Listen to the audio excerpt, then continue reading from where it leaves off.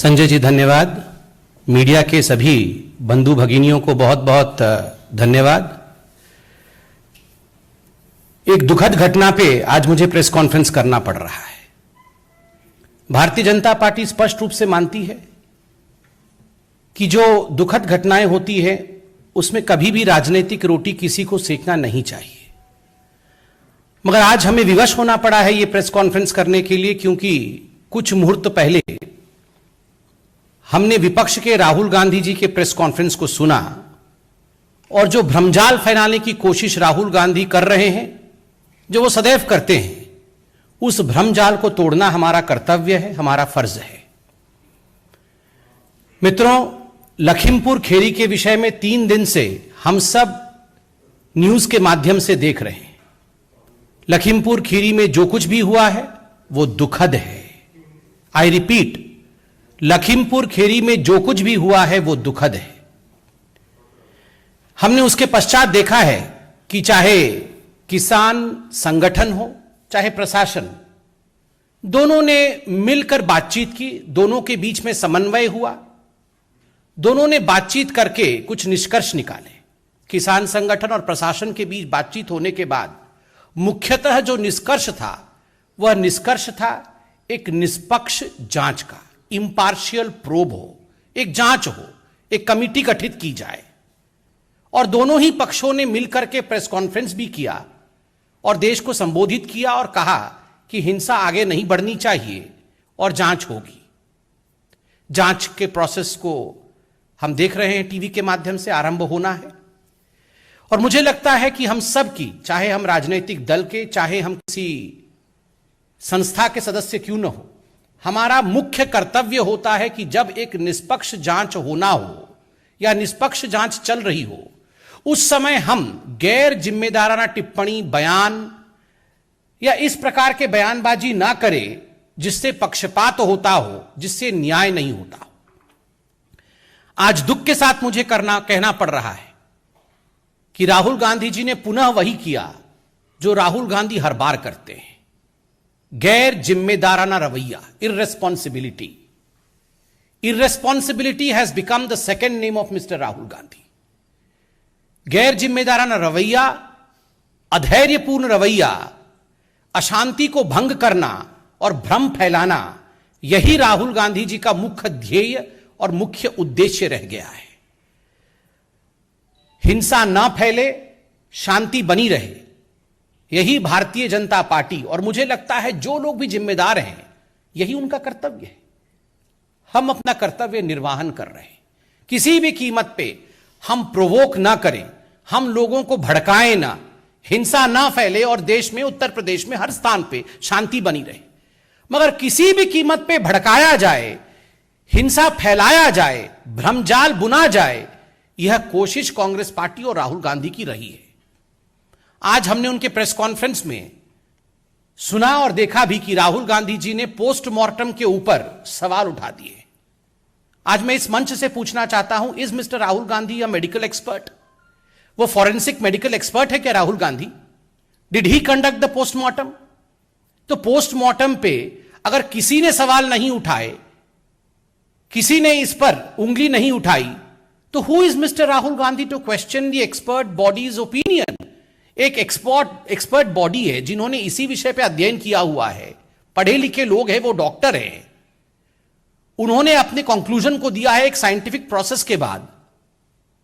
उस विषय पर भ्रम फैला देना और कहीं ना कहीं इस विषय पे एक अशांत वातावरण बन जाए, उसके लिए प्रयास करना, यह आज स्पष्ट रूप से राहुल गांधी जी के प्रेस कॉन्फ्रेंस से दिख रहा था।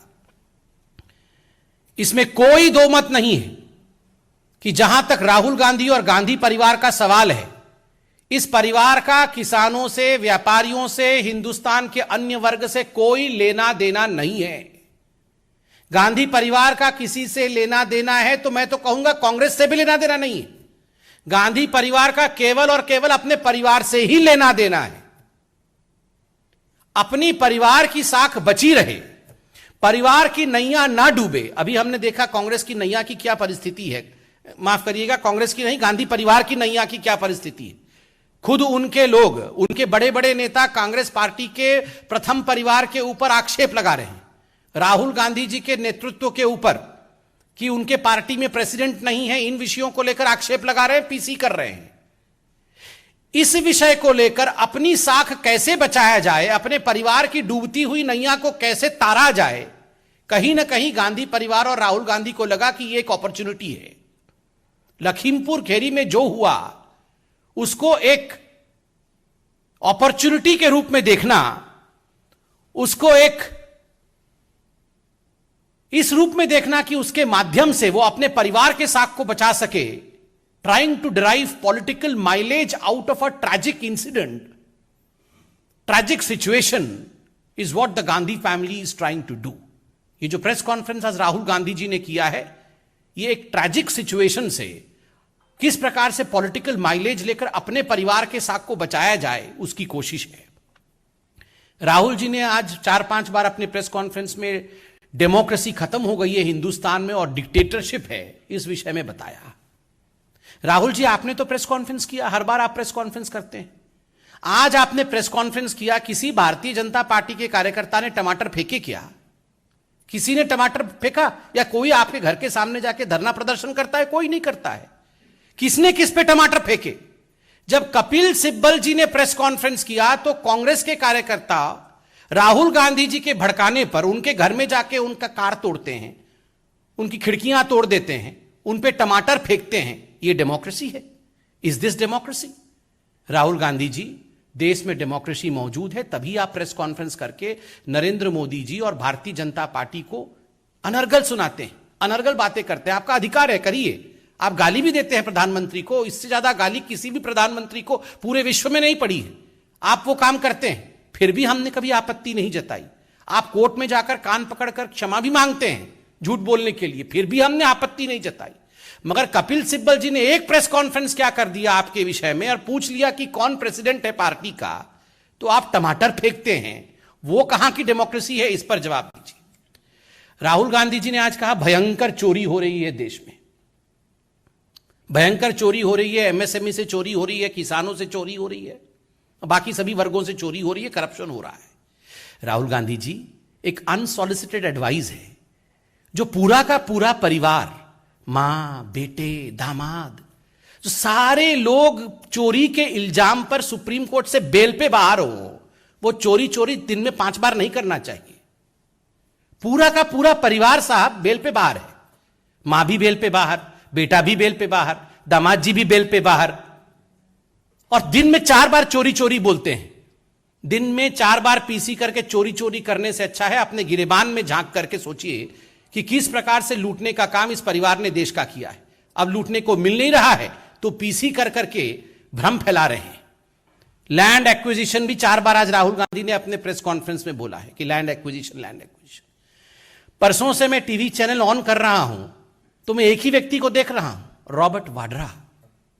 वाड्रा जी सुबह से शाम तक ज्ञान दे रहे हैं देश को कि लैंड एक्विजिशन क्या होता है, किसानों के पास कितनी जमीन होनी चाहिए, कितनी जमीन होने से किसान आगे बढ़ सकता है।